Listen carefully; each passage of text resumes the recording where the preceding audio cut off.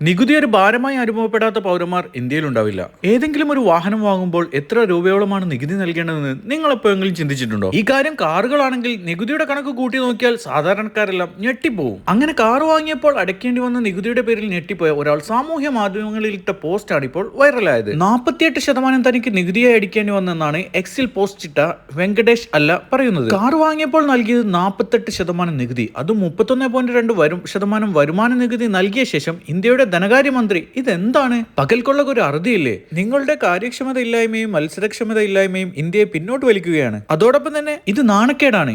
ഈ വാക്കുകളാണ് വെങ്കടേഷ് അല്ല എക്സിൽ പോസ്റ്റ് ചെയ്തത്. ഒപ്പം 14% SGST-യും 14% CGST-യും 20% GST-യും നൽകേണ്ടി വന്നതും രേഖയും അദ്ദേഹം പങ്കുവെക്കുകയും ചെയ്തിട്ടുണ്ട്. ഇന്ത്യയിലെ നികുതി ഭീകരതയ്ക്കെതിരെ എന്നാണ് എക്സ് അക്കൗണ്ടിൽ വെങ്കടേഷ് സ്വയം വിശേഷിപ്പിക്കുന്നത്. മഹീന്ദ്രയുടെ XUV 700 ആണ് വെങ്കടേഷ് വാങ്ങിയ കാർ. ഇതിന് ആകെ 14.58 ലക്ഷം രൂപയാണ് വില വരുന്നത്. എന്നാൽ നികുതിയായി 48% തുക കൂടി വരുന്നതോടെ കാറിന്റെ വില 21.59 ലക്ഷം രൂപയായി മാറുകയും ചെയ്യുന്നു. നിരവധി പേരാണ് അദ്ദേഹത്തിന്റെ ഈ പോസ്റ്റിന് താഴെ സമാനമായ റിപ്ലൈകളുമായി വന്നിരിക്കുന്നത്.